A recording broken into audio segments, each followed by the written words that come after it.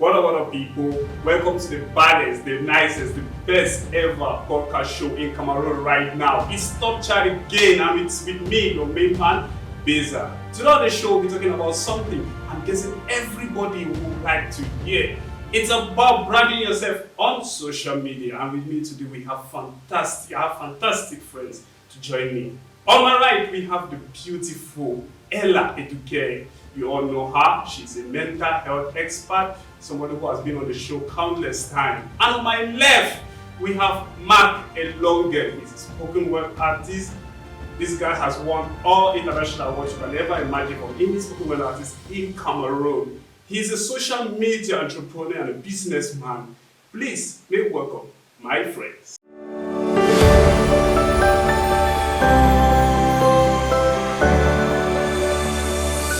Come on the show, guys. Thank you. Mr. Mark, Yes. how are you doing today? Excellent, thank you. I'm really excited to be here. Thank you for having me. You're most welcome. Talking about social media branding, you're one of the people I look up to a lot in Cameroon when it concerns social media branding. Thank you, thank you. When you just hear something like that, what comes to your mind? Okay, the social media branding, but there's as well branding. And branding, I think, to me, branding is bigger than just a logo. It's bigger than just some colors or some things that very, what I would say, superficial things that people focus on. I think branding, simply put, the branding of maybe a product or company is the quantity and quality of space that that product occupies in the mind of a consumer. So it's like the expectation that that consumer has of that product and the promise in the mind of the consumer that the product can solve a particular problem that they have. And so that's a brand. When it comes to social media, it's like moving that from an offline medium into an online medium. So in social media, creating a brand is basically it's creating some sort of a track record where people can be able to look up to what you're doing and expect something more, expect this particular kind of thing coming from you. So if maybe you are a health expert, or maybe you are a psychiatrist or a psychologist, maybe you are an artist like myself, you create some sort of a track record and people are looking up to you, expecting content, that kind of content from you. And I think that in itself is a brand. People knowing that you would produce at a certain level, at a certain magnitude, and expecting that, and when you produce something, they come back and they keep coming back. Talking on health, we have a mental health expert here. Eduke, how are you doing today? Great. You look beautiful. Thank you. Fine, Always. Beza, always. You're one of the few people who have taken the bold step to talk about mental health in Cameroon on social media. And now we're talking about social media branding. How is social media branding working out for you as a health expert? As a mental health expert. Sorry. First of all, like what Mark has said, social media branding is just the same thing. We're using big words for nothing. For the layman, I think branding is just packaging in quotes. When we talk about branding or social media branding, we're talking about packaging. How do you package yourself? It's simply packaging yourself, your persona, packaging a product or packaging a service, and then selling that online or packaging it in a way that people are attracted to it, or people can buy it, or you can make money from it. That's what branding is all about. So when you talk about mental health and all that, how do I brand myself as a mental health expert? The question I should be asking myself is, what do I put out there? Whatever content I am putting out there should be aligning with what I stand for. As a mental health expert, I am supposed to put out content relating to mental health. I'm supposed to put out content that is aligning with my vision or the purpose of my NGO. That's just what branding is all about. But the mistake a lot of us make, or a lot of people using social media tend to make, is that we just use social media like that. It's a place to catch crews, catch fun. We don't even know that our comments, our likes, our follows, the kind of pages and people we follow is already, what is content? Content is anything at all you put out there for people to consume. I'm liking something, I'm putting some rubbish comment somewhere, people are watching. I'm commenting or saying I'm following a kind of nonsense, forgive me, a kind of page online, people are watching. That is content. So as a mental health expert, if I'm to say, oh, I have to brand myself, then I have to be very conscious of the kind of whatever I'm putting. I have to be conscious of what I'm putting out there. What am I texting? The videos I'm putting out there, the pictures I'm putting out there, the comments I am putting out there, the likes, the kind of pages I'm following, all of those things are supposed to be taken into consideration. Talking of consideration, like you just mentioned, that leads me to my next question. What are some of the key criteria you look at keenly before posting? Like, you are branding yourself. If I want to brand myself today, what should I consider first? What is the first thing I should consider before? Personally, right, for me, the way I use social media, right, I use social media not just as a person. I'm using social media as a human being, as a Eduke. I'm branding myself, Eduke. Then I'm using social media as an organization. I'm branding my organization. So those are those are two different things. I have a personal Facebook page, a personal Facebook profile, and I have a business Facebook profile. So if I'm talking about branding, then I have to learn to draw the line, between branding myself, my persona online, and then branding my business online. And that takes a lot of work, trust me. What do you consider, Mr. Mark, before getting into branding? What should somebody consider before getting into branding? How do we start branding ourselves? And that's the interesting thing, you're always branding. With everything you're saying, you're either doing it well or doing it badly. But I think, simply put, on social media, branding is simply just the way people see you and what people should expect from you. That's simply put what social media brand is. And personally, I think social media, it doesn't always have to be so serious anyway, in my own opinion. I think you can have fun on social media, you can share funny stuff. I have people who share a lot of funny things, and I like watching funny things online. Everybody likes watching funny things. Yeah, so, and I have friends who share and all of that. There's nothing wrong with that. I only think that it's important that you just sensitive, don't share anything hateful or anything that would, try to drag anybody down. Don't intentionally try to make anybody feel bad about their lives or whatever. But I think that you can share. But now, if you're a business person, if you are doing it professionally, if your social media is important to you professionally, that's when I think that it's important to brand.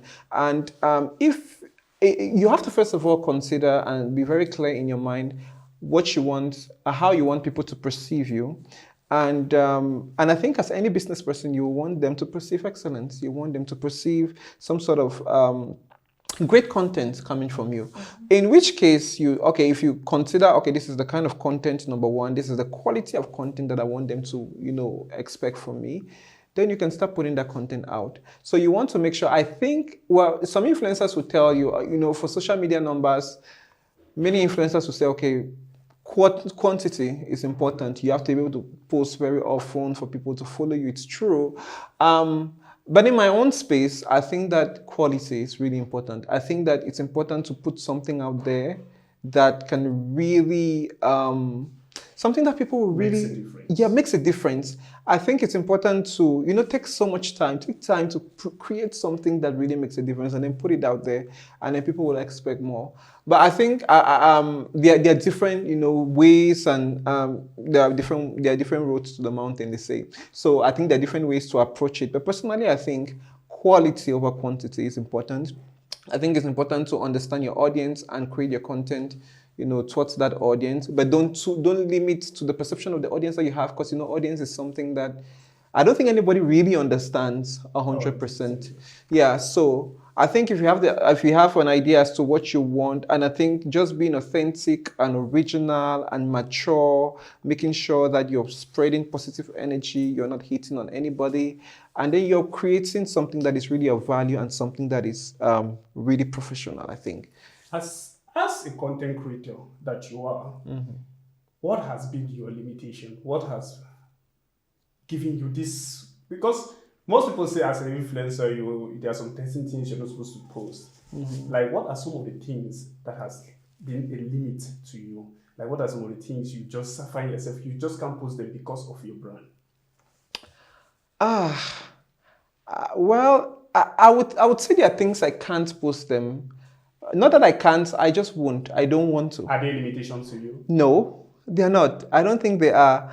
I think if I want to post or I want to write something, because in my case it's not just about social media. I'm a spoken word artist. I'm writing. I'm creating, and I'll give a simple example. I'm currently working. I'm writing 14 different spoken words at the same time, and it's a huge project amongst other projects that I'm doing. Okay, so and I remember that writing something on health.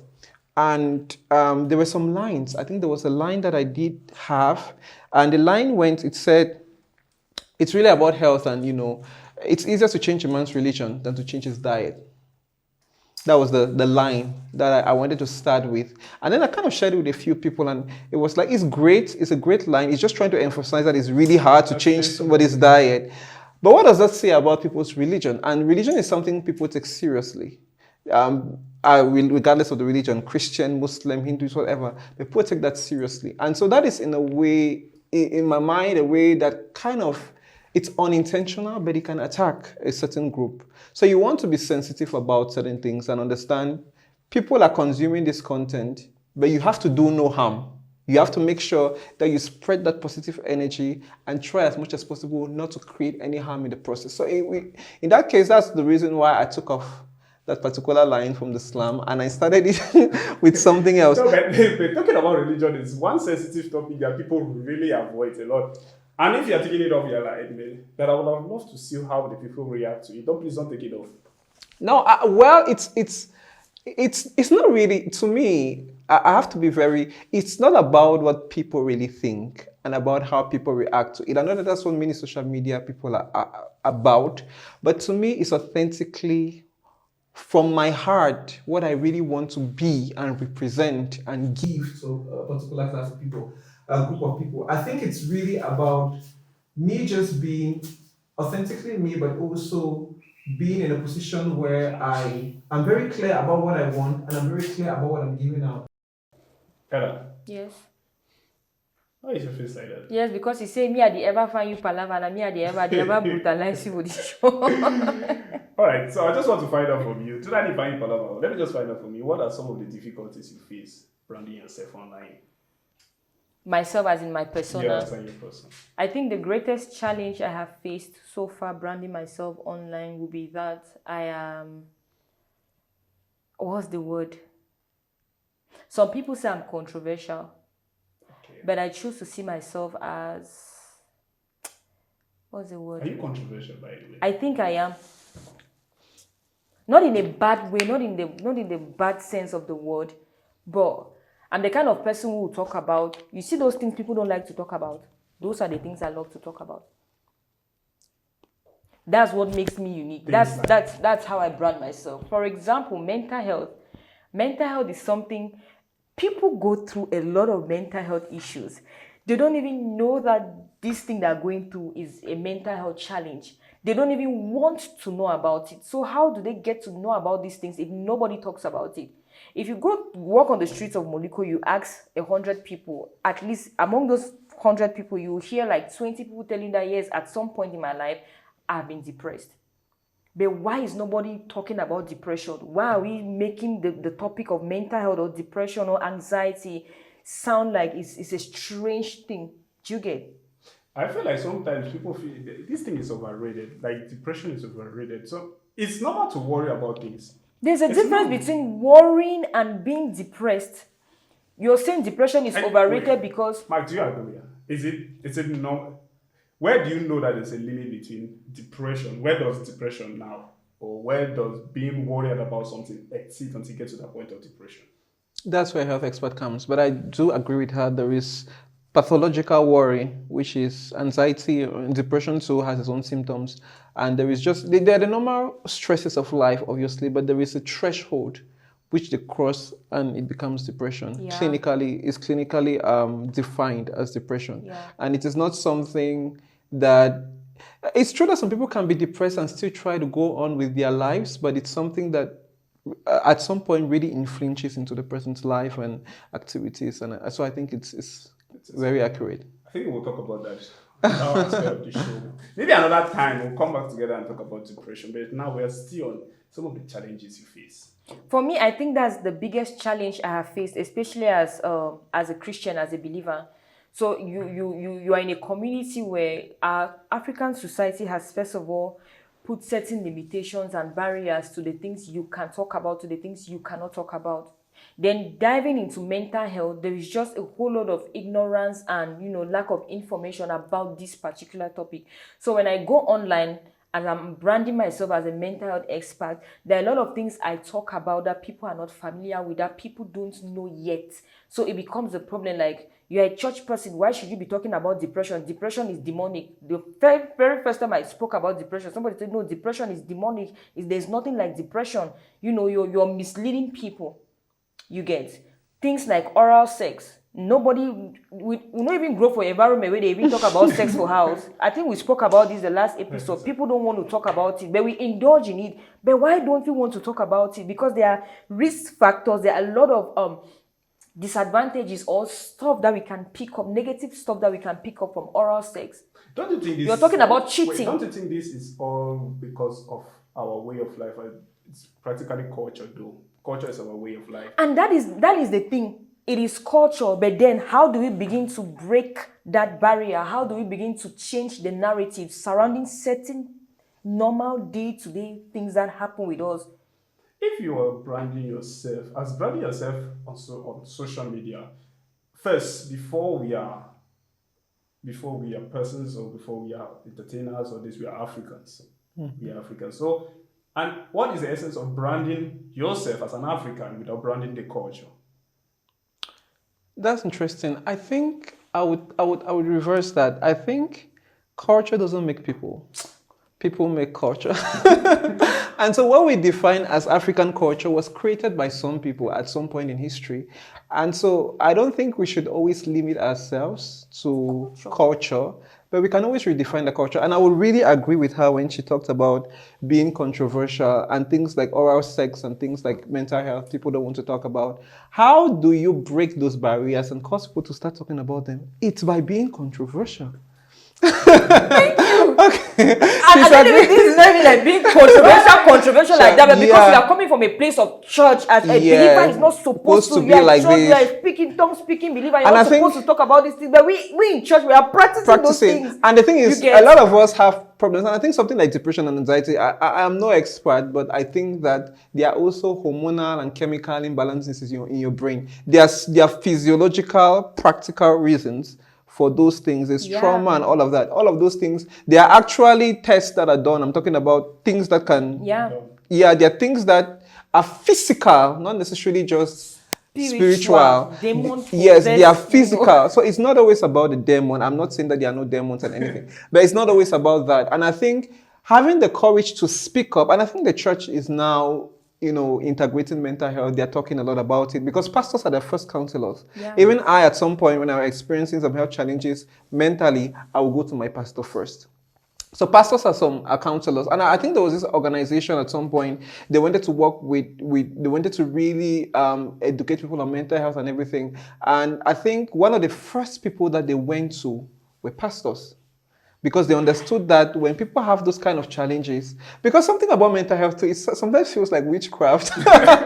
And so what will you think? You will go to your pastor. But and a pastor who does not have knowledge about mental health will tell you that it's demon possessed and all that.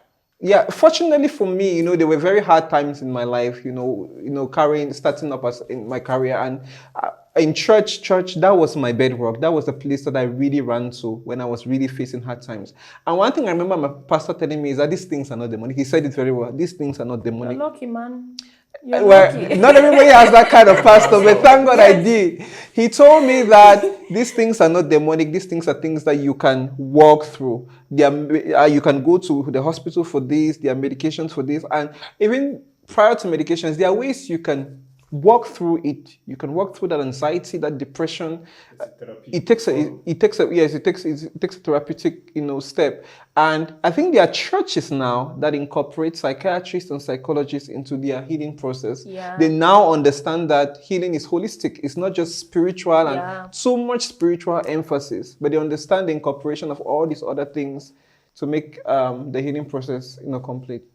Okay, now look at young influencers. There are some certain things young influencers aren't saying due to some kind of restrictions that they are not there, they are there. Like for example, you really want to talk about something, but you're afraid that these people will not call you for a show if you talk about something like this. How has that really affected people branding themselves online?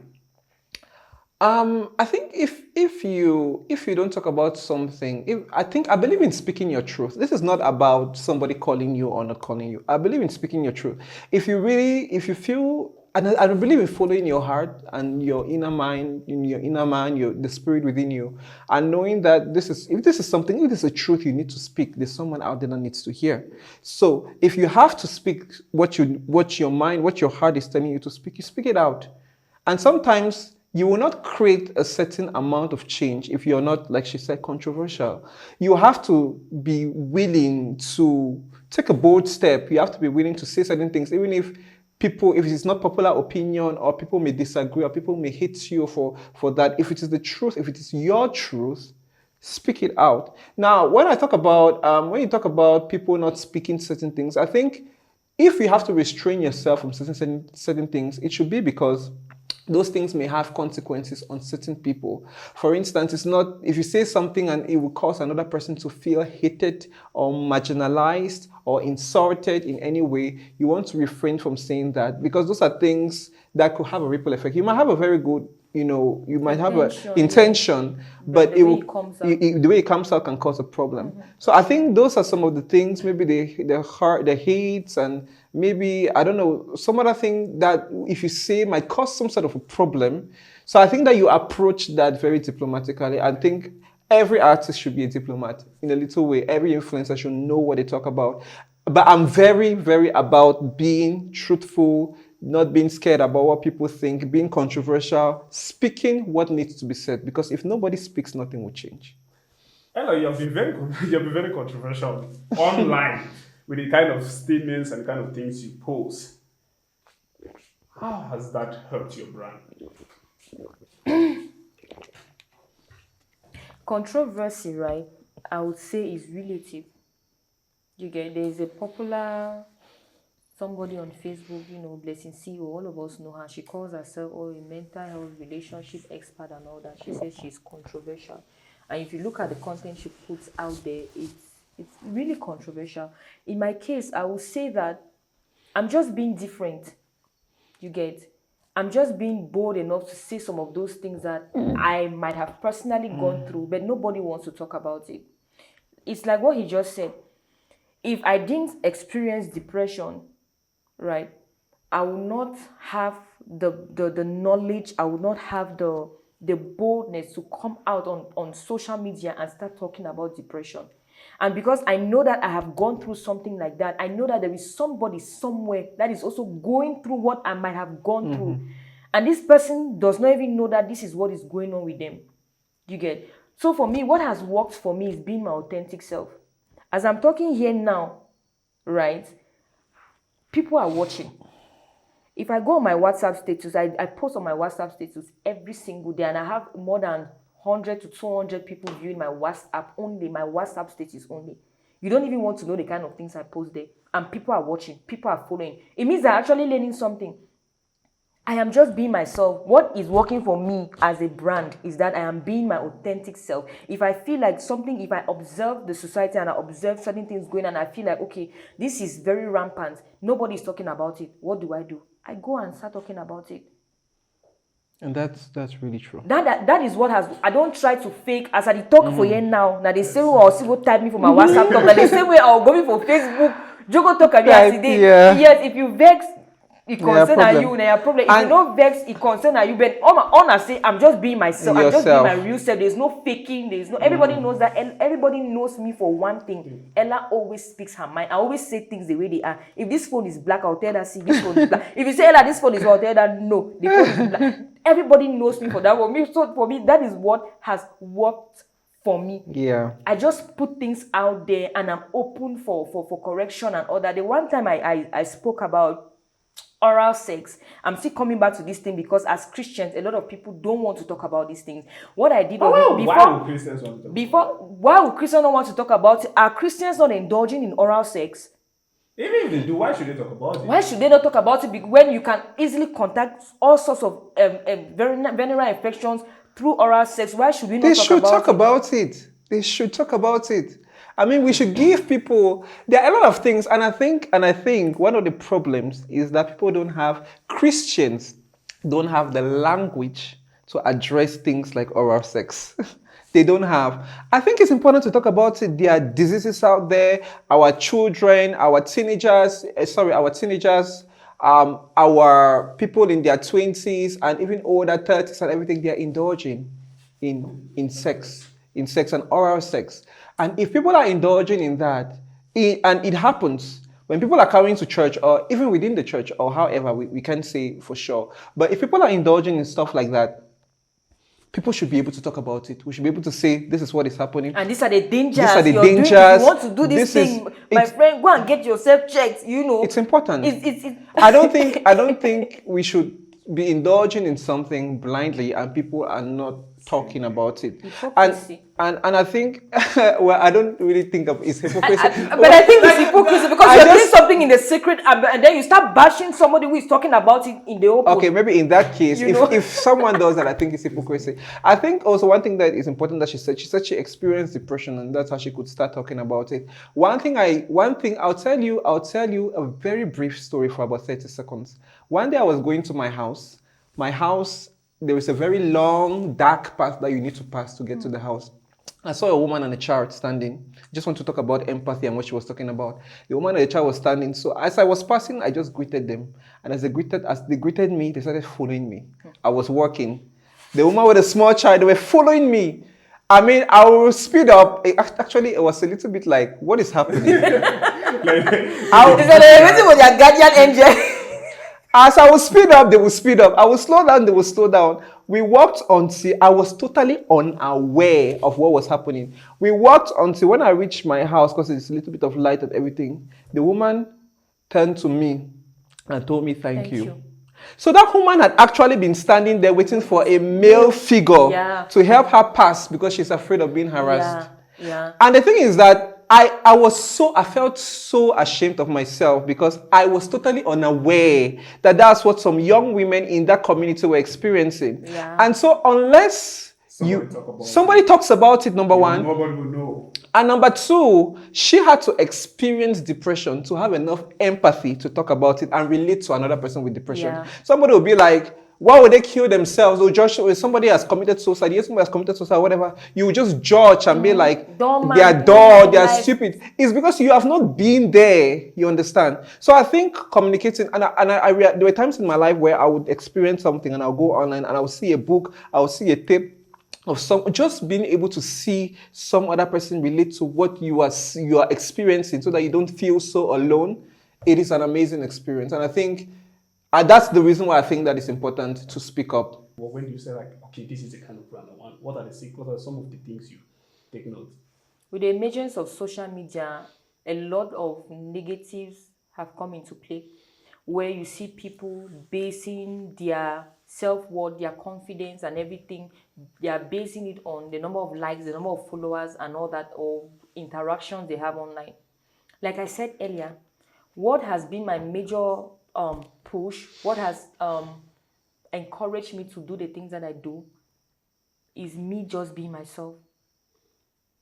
Do you get? I don't really look at, oh, how many people are following me, how many people are liking me, or how many people are doing. I'm just being my authentic self. And when I know, like what Max said, if you know that what you're saying is not bashing somebody, you're not talking down on anybody, you're not making another person feel worthless with whatever content you're putting out there, I am okay knowing fully well that whatever content I am putting out there is my truth.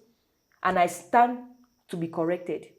You get? And I stand to be corrected. So I don't really sit back and say, this post now has like 100 likes, it means I've done well. This other one has like 2 likes, it means I've not done well. I'm looking for something to ginger me. No, me, I ginger myself. The only thing that is giving me ginger to do the thing that I do is the fact that I am able to live That's a person. My life in authenticity. I am me like this off camera. I am like this on camera. I'm just me. That's it. So when you find out that the person off camera, the person on camera It's the are same thing. person, Yes. that is That's perfect the branding. I think That's a perfect notion. yes, authenticity. For me, that's the word. What is it for you? When do you know that okay, this is it? Like this is the mark you want people to know. When do you find that? When do you feel like okay, I've done it. This is the branding I want for myself. You know what's quite interesting about your question is that it kind of suggests that branding is a process that begins and ends. But I think branding is a lifetime thing. It's something that you keep on doing and you never stop doing. It always keeps growing. But I think that there comes a point in time though, in the growth process where you look back and say, okay, people are particularly viewing me a certain way and seeing me a certain way. So I think that's very different for different people, and that's very I would say in my life and in my case, I'm always finding myself in a position where I want to do better, I want to grow better, I want to create a better brand. So it's more like a reinventing of myself. So I will not give you a very clear cut answer to say, okay, when I have this number of likes or followers, or when I have this kind of pictures or videos, or when I have this or when I have that on my page, that's when I would know that I have a good social media brand. But I think it's number one, just being very, very authentic, like she said, and original. You know exactly that this is the person that you are, or this is the path on which you are growing and becoming the better version of yourself. I think that's the part I believe. That's how I view it. And if you think that on your that path, you keep on reinventing, you keep on getting better, that's how you know that you are building a brand. So I think it's about the process and how that process is moving rather than some static image as to how your pages look like. Still on you. What is your final advice for anybody trying out there to build a brand, maybe for themselves or for a business? What is that one advice you want to give? The best advice, I think, is what she has said. It's just be authentic and be yourself. Yeah. And I think that adding to that, you want to be a little bit sensitive to your community, to your audience, to the people. I really am against, I won't say really am against, but I wouldn't encourage you locking yourself into what is popular or what is trending. I think you should have the courage to stay authentic and true to yourself, regardless of what is the trend. Because, I mean, if you are trying to be like everybody else, then who are you? So I think it's important to just know yourself, go online, do you, and do you as authentically as possible. And then, you can grow. Try to get better pictures and better videos and better content. Generally grow in the process of which you're doing. But what is foundational is stay rooted in your authentic self. Oh, it's beautiful. Ella, Eduke, final words for you. Final words for me. For you. I just said it now. Be authentic. Know your audience. If you're building a brand on social media, you know that it's going to take time. You'll not just wake up one day and have 1,000 followers. It's going to take time. Study your audience, know your audience, work on yourself, evolve. As times are going, you grow. If you should be careful, of you should be what's the word? You should be keen to reading comments and taking corrections. Some people might say it in the most inhumane way, but you should be open to criticism. You should develop a thick skin. Being online and putting yourself online is no child's play. You should be able to develop a thick skin, so much so that irrespective of what people are saying, the negative backlash you're having and all the negative things you're hearing about yourself on social media, you're still able to stay your course and do that thing that you've been called to do. And the only way you can do that is when you're being yourself, because you cannot fake yourself for too long, especially on this social media space. You cannot be fake for too long. Somewhere along the line, your fakeness is going to catch up with you. So just know your audience, develop a thick skin, stay true to yourself, stay true to your cause, and just grow. As times are going, you're growing. You will not remain static forever. You're growing. And as you're growing, people will naturally gravitate towards someone whom they think is natural or is being authentic, is not faking, is not living fake life online. That's it. It is at this moment I would call it a wrap. Thank you guys so much for being on the show. It was an amazing show. So please tell us what you think about this in the comment section. Please don't forget to share, subscribe, and like it. Thank you all for your time. Do have a nice time. Thank you.